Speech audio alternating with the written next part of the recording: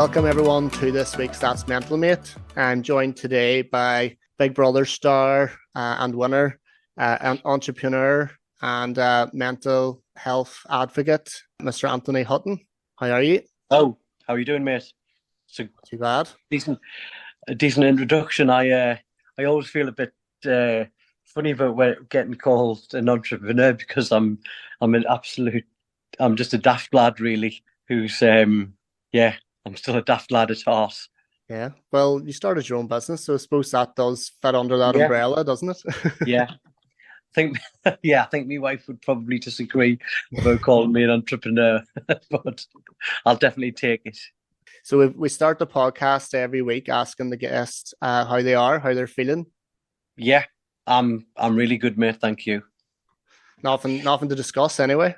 You know what? Well, I think everyone can have the ups and the downs, but I think back when I was in a bad place, in a bad headspace, I think going through that and then coming out of it the other end, and then being a lot more knowledgeable on mental health, I do feel like I'm able to digest things, and I do feel like I'm very strong in the mind now, and that's based on you know experience of being in a certain place, and that's why I'm an advocate, and that's why I talk about it now. But I kind of feel like I'm in a very strong mind, in a very strong mindset, in a very very positive mindset. So yeah, I'm in a good place. Probably start from the start. So you grew up, I'm guessing you're northeast by your Yeah, accent. I am. um, From a small town called Concert, was it? which is it's County Durham. It's in terms of football support, I'd probably say it's like 70% Newcastle United, and then maybe 30% of Sunderland. And I'm one of the good guys. And I'm Newcastle United. Um, I'm also another one. I'm also another good guy.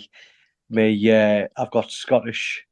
My grandma's Scottish, and she was from just outside of Glasgow, at a place called Belsill. So I like Celtic as well. I don't Yeah. know. I don't know how you feel about that, but I'm not a football supporter, but I no.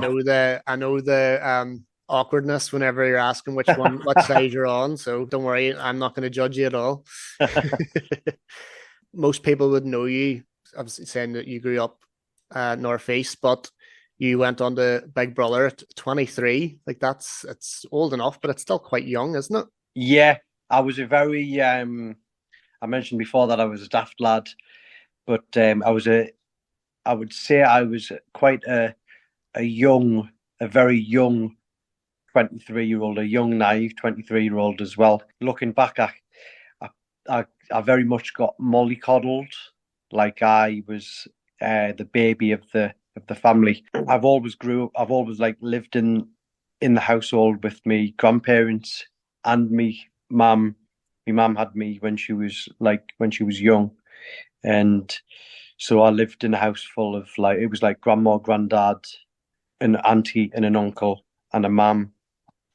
And I pretty much kind of like me mum and grandma wrapped me up in cotton wool really. So I was like I couldn't cook, I couldn't iron, I couldn't do any washing.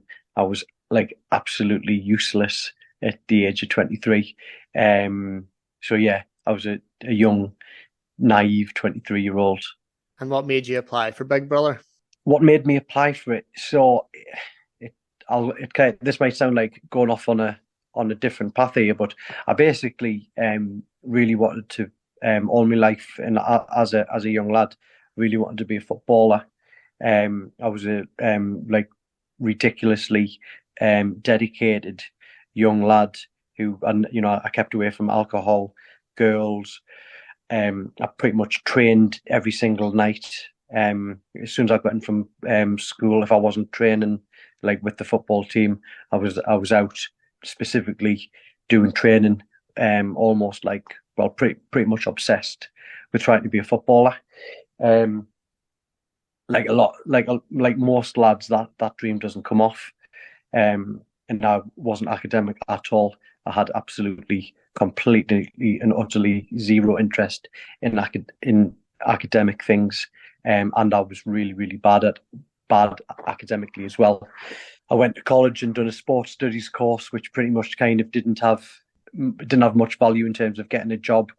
And I ended up signing on the dole when I was around about 18 years old, I think. And then the first job that came up in the job centre was a postman. And then I done that for around about maybe a year or so.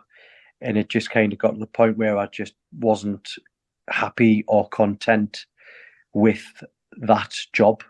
And I was just kind of thinking, is this it? That didn't sit well with me. And basically, I was a fan of Big Brother, and the idea and the thought of getting on Big Brother, that to me I thought I could potentially change my life up if I get on that program. Basically, just had this burning desire to try and get on the show, and obviously went and got on. It was a quite far-fetched, deluded thing to think of, really, but to me back then it wasn't deluded. I just thought, right, let's try and get on there, change things up. Do you think, looking back now, was your mental health affected, or do you think it was just kind of, I don't want to be in this job, I want more? There was no mental health or anything of that nature with that kind of thinking. It was basically just, it was me who was, I would consider myself, I'm a driven person. I don't know where I've got that, whether it was installed with me from my family or anything, but I've always wanted to be successful some way, shape or form. I was, as a young lad, I was always a very confident and upbeat and extrovert character. So just the kind of, it was nothing to do with mental health, kind of being a postman. And I will say, anyone who's a postman or anything like that, no, I'm not coming from any form of kind of like, Prejudice. I'm not knocking that job at all. But just in terms of for me, I felt as if I had more, and doing that job didn't really sit well with me in terms of my career in future in my life, really. But it wasn't anything to do with mental health. It was just kind of like I wasn't content in that as my life. And Big Brother was massive then, wasn't it? Like, it was probably, I think it's as big now since it's gone away, and it's come back. But towards the latter end of it, you could arguably say it was kind of, people were saying it done its time, if the ratings were low, that kind of thing. But you were probably like peak. Yeah, I was a huge fan of the show. I remember when I watched the first. I remember stumbling across the first show.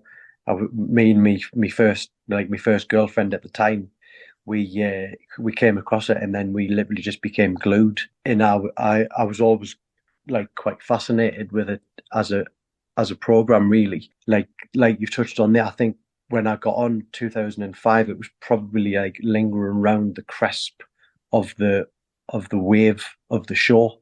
So it was huge. And then, like, I remember going in the first night, I was still like looking at it from a fan's perspective, and there was huge characters. Like, pretty much everyone in there was like a massive character. I suppose it's the social experiment, wasn't it? Like, we had something quite similar there recently. I don't know if you watched The Circle, about all the social media, and you could catfish and that kind of thing. Yes. That was the only one that we could. Yeah, no, I got, what, I actually really, really liked that. See, that's how I've always looked at it. Some people, it had like Big Brother. It had a very much. There were people who would really like it, but there was also a stigma of like, oh my God, that it's just a bunch of idiots on there, and there was like, some people would have a negative light on it, but for me, I always thought it was a very interesting program, just to see how people in relationships and stuff like that would form living in a house together, and and the public decided And there's a saying like, good guys finish last, but actually in that process, it was always the good guy that prevailed in one, or the good girl. It was always kind of like, if you fundamentally, if you weren't like a kind, nice person, you wouldn't win the show. There's other different ingredients that you need to win the show, but certainly if you weren't kind and you weren't a nice person, you wouldn't fare well on that show, and the public would always see it. So I always thought it was an interesting program. And what was the audition process like? Was it grilling or? When I yeah, the audition process was brilliant.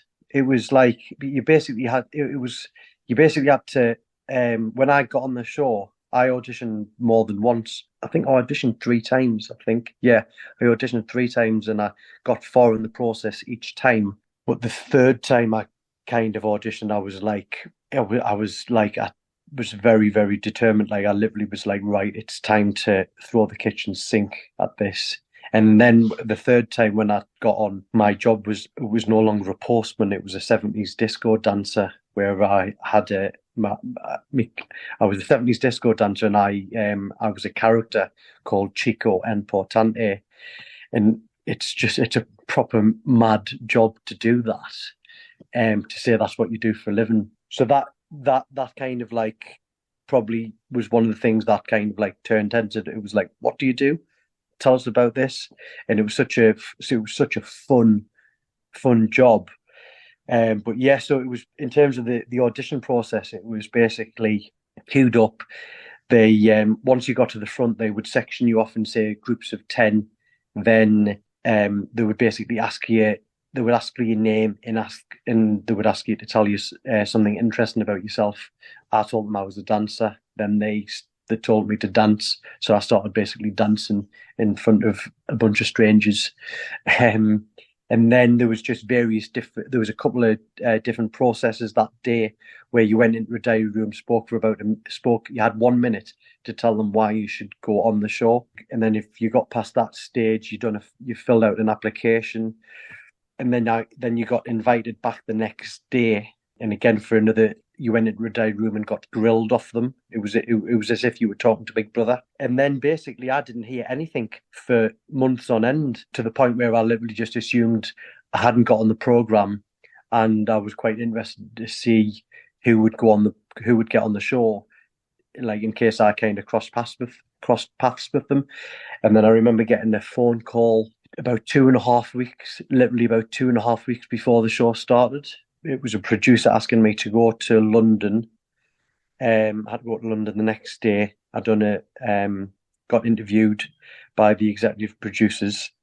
Then the next day they sent out a producer to come and see me. And coincidentally, I was actually doing me 70s dance show that night in a nightclub in Newcastle. So they came and seen that show. And then the next day, which was a Friday, I got told over the phone that I was going to be a housemate, and that I had to meet in London the next day. And then the next day I had to meet in a random location, and then someone came and collected me, and then I got hidden away in France for 2 weeks before the show started. And that was a crazy experience, because the lad that was looking after me, who was my chaperone, he was like a 26-year-old lad, and me and him got on fantastic. So we were basically on the piss in France doing. We had a road trip to Paris. We were throwing parties back at our house that we were living in France. It was carnage, and and then got back to and then came back to go on Big Brother. It was a crazy experience. And it must be so weird actually being in there. Like, I know I personally couldn't do it. I get cabin fever just sitting in the house from 9 to 5. What was it like mentally? And then on top of that, you had the likes of nominations, and you didn't know what the crowd were thinking. You didn't know what the public were thinking. Was it just not a? It was probably the best experience of your life, but I can imagine they would be quite turbulent as well. It was like I've touched on before. I was like a real big fan. So I had the whole thing was just on this huge pedestal to me. So it was just like, I remember the night before, staying in the hotel next to the Big Brother house, just kind of like walking around on the night, thinking like, what the hell? Like, I'm actually going on Big Brother tomorrow. This is like a show that I've always watched, and like, I'm going to be a housemate. It was mind blowing. But and then what was crazy, when I was in the taxi, like the little car that took you to the entrance part of the Big Brother. In the audition process, I was like giving it the Charlie Big Bollocks about me entrance, that I'm going to be dancing, kissing girls, high fiving everyone. I really give it the bigging. So I felt as if I have to deliver on those comments. So that's what I'd done. But actually, um, I give it I give it the bigging too much. And by the time I got to the bit where you walk up the stairs, the crowd were booing me, and I looked like, watching it, I can completely see why I was getting booed, because I just looked like a cocky, arrogant dickhead, to be honest. And I put on a brave face, but because I was still smiling and still giving it the bigging. But I remember thinking, shit, like, oh no. But then I was still, I was still a little bit I was still a little bit confident in the back of my head. The words kind of passed through my head of like, they don't know you yet. Wait until they get to know you, and then hopefully you'll be able to swing things round. But it was a bad start for me in that one. I mean, I did find the process, like, I feel as if I could have done the process like even longer. I was in there for 79 days, which is just under 3 months, which is a long time. But because of I'm extremely competitive. I'm very much a sporting, I'm a proper Billy sports me. Boxing, football, running, tennis, anything.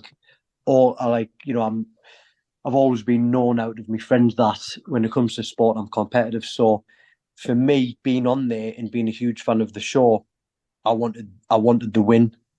I was really, really hell bent on winning the show. It was cemented in my head that I want and need to be in the end. So I just had my eye on the goal. So the process was kind of just like, I was in it I was in it to try and win it. To be honest, I didn't find the whole process hard. I've always been a very like enthusiastic, upbeat person. So I just thought this is just a one-off experience. Like, you need to just love and relish every day, and that's what I've done.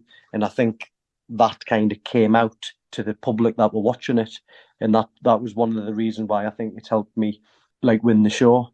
So yeah, I didn't particularly find it too hard. It was crazy because I was involved in I was involved in the two biggest storylines, which was mind blowing. I say I found it easy. It certainly probably wasn't easy, because there was a girl that said she was pregnant to me, and there was a young guy who was gay, who formed very strong feelings for me. And being a young daft 23-year-old lad's lad from the northeast, I hadn't come across a gay person. I hadn't at the clock. I hadn't really crossed paths with them. So to deal with, and this gay guy I was actually friends with, there was basically the house kind of split into groups. The dynamics of the house. There was one group and there was another group. In my group, there was this young lad called Craig who formed really strong, really strong feelings for me. I think he was only 19, so I think and I don't think he hadn't actually come out. It was quite, it was quite clear and obvious that he was gay, but he did find it. He hadn't actually officially come out to his parents or anything like that. So to deal with a girl, that said she was pregnant to me, where we didn't even actually have sex. I didn't know that she said she was pregnant until I came out of the house for my interview with Davina McCall, and then Davina McCall told me. But it was basically like a drunken night in a jacuzzi where there was a lot of nakedness going on in the pool with alcohol. Back then, you were allowed to drink like a copious amount of alcohol. So yeah, it was a proper whirlwind experience. I was going to bring that up about the pregnancy rumor because was that the start of like sensational stories? I know like the likes of red top newspapers would probably run so much on you. Was that the start where you were kind of like, wow, this is a completely different environment that people would sell these kind of stories just to get in the paper and I'm just kind of tagging along? Or You didn't kind of cross paths with the headline stuff or the newspaper stuff until you were out of the house. But when I came out of the house, yeah, that I certainly came across that. There was like kiss and tells. There was like girls saying that they'd been with me who I hadn't even. I don't think I'd even met. Sometimes there was a lot of lies, but there was also like I'll touch on the McCausey situation. Like obviously, like she basically she said she was pregnant and we had sex, and I said we didn't have sex. But there was a huge financial gain to that because there was papers and magazines wanting my exclusive to that story, and obviously, and then she was getting papers, magazines. So to a certain extent, like she done me a favor because I was able to capitalize on that. It was a huge story, so to get my side of it, I was making crazy money from it. and I suppose it was good that you could get your side out and get the money as well. So it was Yeah, two wins, two birds, one yeah, stone, I suppose. yeah, absolutely. So you've come out. Did you find it strange? I suppose you went into booze and you said that you were going to change that and you were just yourself and you came out as the winner.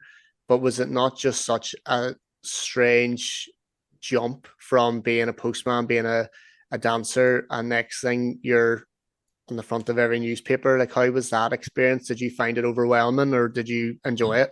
I talk about mental health a lot now, and when I'm going to do me talks and stuff. When I do me talks, I touch on my experience when I've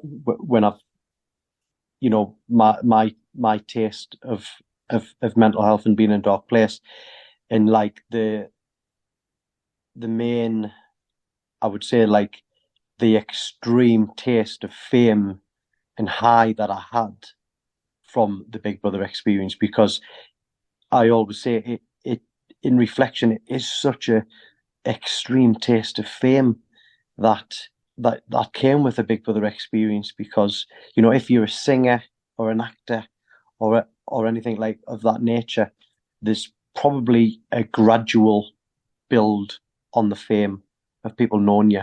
Do you know what I mean? It's kind of like, all right, more people are coming to see us now, and we're doing more gigs and more people and more people, more people. Whereas the Big Brother experience was like wallop, run of the mill lad from the northeast, live with my parents, and then catapulted into London. I'd never ever been to London.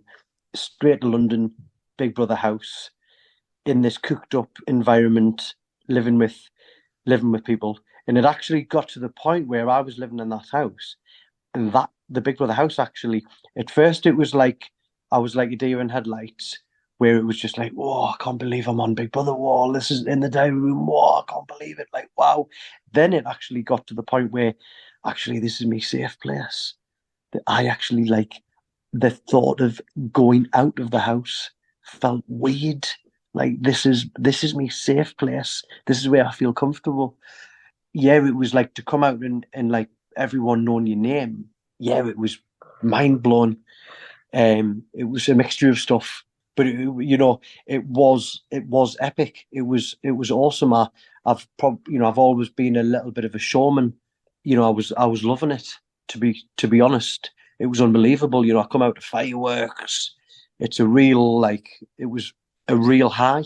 But like I touch on, there was definitely there's obviously if you what goes up must come down, and that was definitely what I experienced.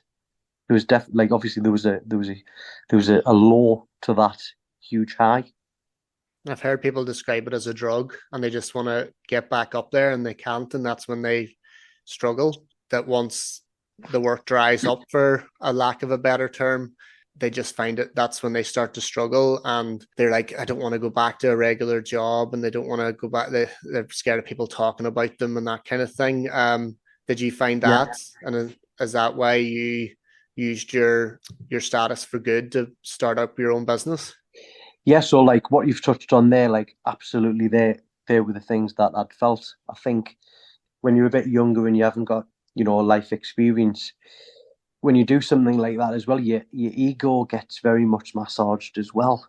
Do you know what I mean? And you almost become a bit deluded, and then you've been doing these like celebrity famous type stuff where you're doing you literally having a taste. You've got a taste of this fame, and people kind of come up to you want the photo and all that type of stuff that goes with it. When it gets to the point where it's like year by year things are drying up, and then it gets to the point where I'm like, actually, I'm not doing anything. I'm still spending, but there's no money coming in, and then it's getting to a point where it's like, actually, I think it's looking like I'm gonna have to get a job here. But if I get a job, like everyone knows me as like Anthony from Big Brother. That's how embarrassing is that going to be. And I'm going to be, And back then, when you're younger, you're bothered what people think. Like now, I'm 41 years old with a lot of life experience. I've got such a more wiser head on me now. But back then, when you were a bit younger, I was just super paranoid, and I just thought I'm going to get absolutely laughed at here if I go back to work, and then that spiraled with kind of basically, I was just going out, just getting intoxicated to try and like take me away from my real reality, but then it just spirals and spirals, and then it was just kind of like literally like fuck it, I don't want to be here. I don't want to be here. Suicidal thoughts in a proper rut, and then I feel very lucky and fortunate that I had my mum and my grandma there by my side. I had supportive, I had close friends, like close school friends, but I wasn't open about it to them. I didn't speak to them. They didn't know how much of a bad place I was at. What one of them did one time, because I literally kind of broke down in tears. He didn't know how to deal with it, and I kind of just literally I literally just went home, broke down in tears because I felt like such a loser. I thought, how on earth have you managed to basically make hundreds of thousands of pounds, get on telly, win Big Brother? How have you managed to get to the point where you've gotten out? You've not got a you've. There was one point where I was going to lose a house. I was really struggling financially, and I just felt like a complete and utter loser. So luckily enough, there was a little bit of a fighting spirit in me that was like, if you don't change things up here, God knows what can happen. I'll never forget I'd went on like a 3-day bender where I'd literally been like literally out for 3 days with zero sleep, absolute no sleep. And I remember coming back in the house, and I was just like looking in the mirror, and it was just a different guy looking back. I looked horrific, and I think that was one of the kind of key moments where I was just like, I need to change things up here. And this was a bit of luck.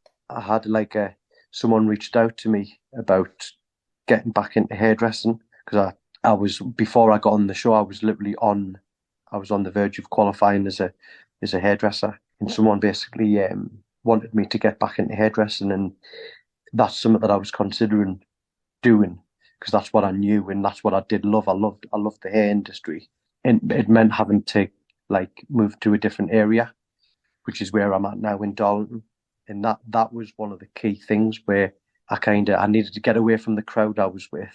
There was acquaintances, like it was a bad crowd, and I needed a change up, and that was one of the key things I think that's helped me get out of that dark place. And I kind of just thought, right, I need to dust myself off. I need to just fucking get back into work here, and I need to just dust yourself off, and you're just gonna have to swallow your pride here. And I'll never forget. I'll never forget my first day of work. I was house sharing it at this, and it was like I was house sharing. It was this like rough street. I remember walking to work my first day, and it was raining, and I walked to work, and it was a massive deal for me to get back into work, and I was proper paranoid about starting this first job. It was massive to me because I was just like, it's my first proper job since Big Brother, and it was raining, and I always remember just looking up, and the rain was falling down on us, and but I felt so good to be alive, and I knew I was like, you're making the right moves here. This is good, and from that very first day, it actually turned out to be one of the best moves I ever made, and I ended up meeting my now wife in that hair salon. She came in as a customer. Yeah, from that move, my life started making momentum. Things started to build, and I could feel as if I was getting better, and I was doing the right things. I was going to the gym, and I kind of started feeling back being myself.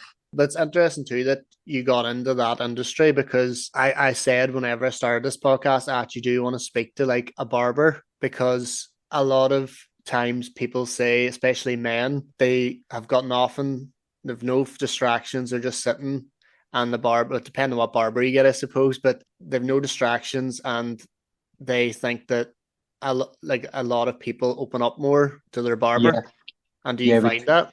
yeah. Honestly, it's an like I absolutely love being a barber. I love the industry, and I always say it's so much more than the job is so much more cutting hair. The unique relationship that you have with your barber, I find fascinating. And I'm a very open, warm person. So I think people feel as if they can really open up to me, which is me being a barber is one of the main reasons why I've embarked on this journey about talking about men's mental health. So when I was in the dark, in a bad place, I kept that pretty much to myself. It was something I was I was ashamed. I was ashamed. I was embarrassed, and I just kept them cards close to my chest. But because I was a barber, and basically clients started opening up to me on various different occasions about kind of like their mental health and not being good, then that kind of gave me that was a trigger to me where I actually started opening up, and I basically started opening up from a help point of view, where it was like, listen, I've actually been there, and I've actually got through it, and I felt as if I was able to give advice because I'd actually been there and got through it. There's various occasions. One being someone who I knew who ended up, it was in a real bad place, who ended up reaching out to. I ended up having at my house for around about 4 days. We ended up taking him. Me and my wife took him to the doctors to get medical professional help. He didn't have a close family and didn't feel as if he could go to his family about the headspace he was at. He felt as if he could come to me and my wife, and because obviously I had a very close family and real support, I felt as if it was like, it was my duty to really try and help this lad get out of the place he was at. And then I've had various different occasions where clients have I got one amazing message one time of a client sent us this big long message saying, "You don't realise what you've done for me." There, you went, "You've actually like saved me. I've been in such a terrible place, but like coming and seeing you, it's just really sorted me out." So being a barber is one of the one of the main reasons why I've got a voice on this, because we get told so much. Like when I do my talks, I say that I'm definitely not an expert, but I've got experience of being there, and I talk to men. I cut hair and talk to men for a living. So yeah, we get told many things as a barber. And can I ask about the bar side of it as well? Because it's interesting that you brought a bar in, because that would be the place where, if, well, now I think it's getting better where someone goes, "Oh, I don't feel my best. I want to go and have a drink and talk to a mate." And it's interesting how the two kind of mental health, the two places where men seem to open up more, went hand in hand with yourself. Was that intentional or? No, no, it wasn't actually. I just thought it was a really cool idea. Basically, like I said, I've when I was a barber, I used to. There was one of my clients in particular where I used to cut his hair on a Friday, and he would always be my last client, and then we would basically go and have a beer and just have a bit of crack. And I just thought, oh God, imagine if I had a barber shop, and then like we didn't even need to leave the barber shop; we could actually just go to the bar. It was in the same place. How cool would that be? It probably maybe subconsciously tapped into just who I am. I love talking shit. I love talking. Like I'm very much like a very very social person. But I remember when I was in a bad place. I actually I was pondering over the thought of going to see someone, going to see a professional. About the place I was at. I was going out. I was going out a lot. So for me to be in a bar environment potentially was like a potential code red. I felt as if I'd come out of that. I'd come out of that place. I really did. And then I was like, I'd hardly ever drank in the bar. I was the most sensible landlord you've ever. And even like now, like, on occasion, I'll have a drink of alcohol. It's very few and far between that I drink now. I love socializing, but I just don't like alcohol. So yeah, the idea of barbers and bar just thought it would be such a cool idea, and a lot of people said that before I'd done it, most people were saying how it's not a good idea. There was so many people saying, "How the hell does that work? You're going to get hairs in your drink, and all that type of stuff." And when I was having to apply for the applications to the council and stuff, it was like, what? It was like I remember one of the council people it was like, "This is not a good idea," and I was having to jump through hoops to get it all done. But that motivated me. Really, it was like, oh no, I know it'll be a good idea, and yeah, it was. It was the feedback of people going, "Wow, this is such a cool idea." And can I ask about, I suppose, although you were the height of Big Brother fame, it was just before the likes of reality TV contestants like the Only Way is Essex and Geordie Shore, all that kind of thing. And then obviously there was the massive increase in social media. Are you glad that you were before that? And I know like loads of people say social media is a good thing, but I think for people like yourself, it can be a bad thing as well, people in the spotlight. Are you kind of glad that you missed that? Yeah, I am. I mean, everything happens for a reason, because some people say, "Oh man, you missed out on social media. Like, imagine like how many followers you would have got if social media was." But I'm just like, you know what? Potentially, that could have been worse if there was social media. And I mean, people say social media is good. I think if you're in a bad headspace, this is something I touch on in my talks. like I think social media is a monster if you're not in a good headspace. If you look at the statistics of men's mental health, I think social media's had a huge influence on them statistics. You've got a huge shop window of comparison. And, most of it's bullshit. But if you're not in a good place, then you've got this huge shop window of comparison where you're seeing people doing well, buying cars with a girlfriend, with a wife, or whatever, and you're kind of like not particularly in a good place, or you might think you're not particularly doing well. It's a real bad place. You mentioned your talks there a bit. So basically, it's an amazing lady called Holly Matthews. Me and Holly Matthews originally met doing pantomime years ago, and she's got this the Happy Mate project where she's wrote a book, and she's got a real big community on well-being, mindset, and she was doing an event in Newcastle, and just because I think it was because we were friends, and just because of my kind of probably because of a little bit of a profile in the Northeast, she asked me if I would be on the panel.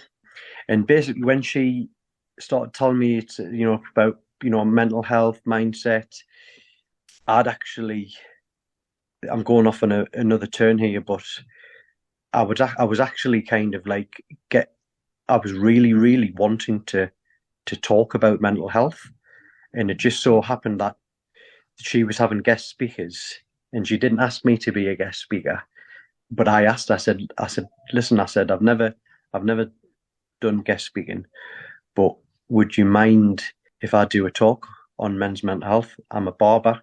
And the very, very last nudge that I got of crossing paths with kind of mental health was I'd done my grandma's eulogy, and I touched on I used the words, my grandma never threw in the towel. And that was because my grandma got cancer in 2014, and her attitude towards having cancer was it was so inspiring how she dealt with it. Her attitude and mentality, everything was so positive, and she had such a fighting spirit. And I used the words, she never threw in the towel. And I had the eulogy, I came from a real positive angle, and I touched on that we should all have that attitude of never throwing in the towel if we face adversity. And after the eulogy, there was a gentleman who came up to me who I'd never met before, and he had tears flooding down his face, and he came up to me and he said, thanks for your words. I knew your grandma many, many years ago. And anyway, I could feel some form of connection from that conversation that we had. Obviously, it was a very emotional day. Later that night, that same guy sent me a message request on Facebook, and he sent me this big long message how he basically been going through some real bad suicidal thoughts, and that the words about me grandma never throwing in the towel has just really touched him, and he's not going to give up. And that was just, having been through mental health myself and having dealt with it numerous times, of being a barber, and then kind of coming across that, it just kind of, I was just like, you know what, this just needs, I need to try and start tackling this problem myself. I need to just start. I've got a voice on this subject. I just need to start talking about it. And that, I didn't even, my intentions were to just give me grandma an amazing send off, and speak positively about me gran. In turn, actually, that one person who was listening, it's obviously helped. And I thought, you know what it is, I can maybe help people get through this. It's something that I'm passionate about, something I've got experience in, something that as a barber, we're in a unique position where we talk to men, we talk to men for a living. And it, yeah, so it just kind of came across when I got asked to do this Happy Meat project. I was like, "Do you mind? Do you mind if I do a talk?" And she was like, "Yeah, do it." And then she was like, "What do you want to call your talk?" And I was like, "Never throw in the towel." It's just kind of that I'm at the beginning of that journey of just trying to tackle this problem with men's mental health. And then I'm yeah, so I'm do, just I'm doing another Happy Meat project talk actually on I think the 19th of November, and then I've been asked to talk at a prison, and then I'm doing a couple of stuff over November.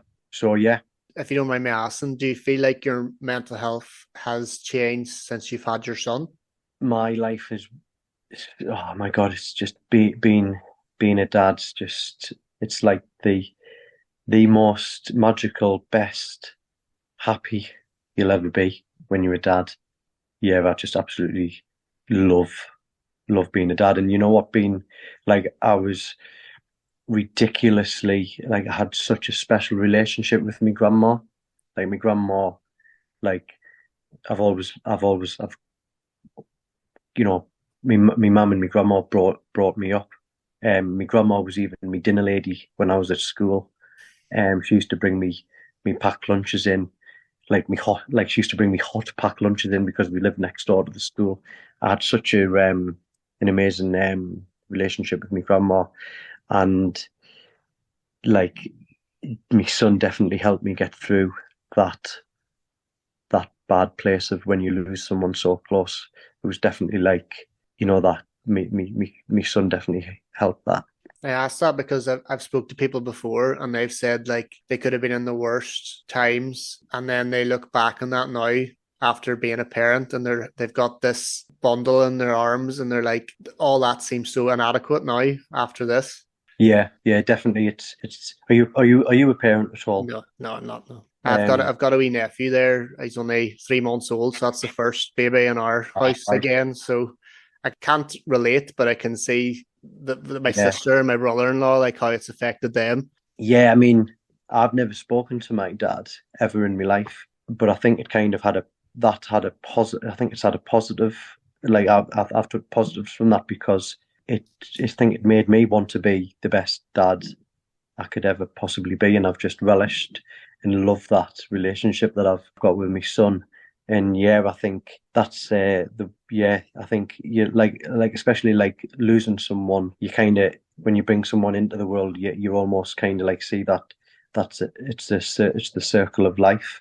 I think being a parent, it really definitely gives you more strength, I would say. And they rely on you, so you you want to be around. To bring it back, you mentioned about your father there. It's interesting because I've never met mine. My mom was married before and got pregnant with me, and then that's a whole different story. I've never met mine, and he's since died.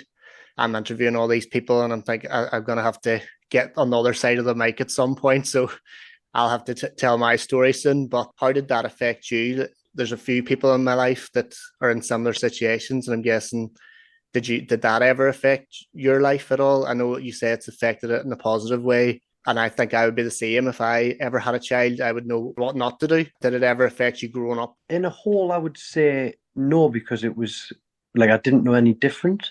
But back at school, I remember being extremely embarrassed if the word dad came into the mix because I didn't know what to say. I think me mum and my grandma they didn't I think they were thinking it's the best way, but they never kind of sat me down and spoke to me about this is what's happened, or this is why. Say this if this gets asked or anything like that. Nothing, nothing got explained. Nothing ever. And then I remember having, some form of self awareness where I was like, oh, I haven't got this, and I felt a bit embarrassed about. I would, like just move away from the dad subject, but overall, no, I wouldn't say it had an effect, and I wouldn't say no, it hasn't. I can honestly say it's not affected me. No, just a positive way. Yeah, that might be just me force feeding that down me throat. But no, I don't. It's no, I don't. I've just whether I'm force feeding or whatever. I've just tried it. I feel as if I've just took positives from it. I always end every podcast just asking each guest if someone is listening to this and they're struggling, if you're having a down day or you're feeling not your best, what do you do to make yourself feel better? I think from experience, knowing that the bad times, they don't last. I always say suicide is a permanent solution to something temporary. How are you feeling? So just that's something that you can always just, if you always just tell yourself, if you're in a bad place, just take a step out of the box and think, this isn't going to last. Things will get better, and things will and can get better if you just implement the right things. So if you're in a terrible place, stay away from the alcohol, stay away from the booze, stay away from social media, get away, if anything's toxic, whether that's a relationship or anything, try and highlight and think, I need to change this up. I need to change here. Get out doing regular exercise, regardless if it's your thing or not. Exercise, it's something that we should all implement, especially in this modern world of social media, mobile phones, and all of the other bullshit. Implement the gym, get out in nature, walk. And if you just consistently do that, I'm telling you now, guaranteed things will get better and things will sort of build momentum. Yeah. Just a quick thing I'm going to ask you before we go then, how's your mental health then? What type of place are you in? That's a whole episode in itself. But at the minute, no, I'm 100%. The reason I started this podcast is because I have struggled in the past with certain things, like yourself. I was in retail for years and I wasn't happy, and I saw my friends progressing and getting 9 to 5, Monday to Friday graduate jobs, and I was kind of, although I had graduated and I did have a degree and I had this and other, I wasn't happy with that. But like yourself with the postman, I'm not shitting on anyone that works in retail. But it just wasn't fulfilling for me. It was a Saturday job for beer money, and then it just started to pay the rent, and then I just wasn't happy. And I've dealt with PTSD from being attacked actually as well. That's kind of took a bump in my mental health, but at the moment I'm very happy. I'm in a job I like. I have my podcasts. I write books as well, crime thriller novels. I get good reviews in them. I have a great bunch of friends and family, and I enjoy. That's good. Yeah. But you're actually the first guest that's actually ever asked me that. Oh, really? Yeah. Yeah. Well, I think it's like I think that just comes from me being a barber. Yeah. I feel it's my job's also to do a great haircut, but then also kind of engage and ask people how they are as well. Well, thank you very much for asking me, and thank you very much for being on the podcast. Well, thanks very much for having me, mate. I've enjoyed the conversation. No problem. Thank you very much. And like I said, I'll speak to you soon. Yeah, take it easy, mate. Have a good day.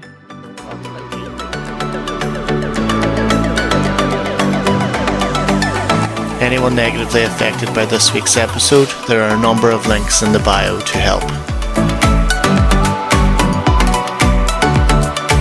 That's all from me. I will see you next week on That's Mental Mate.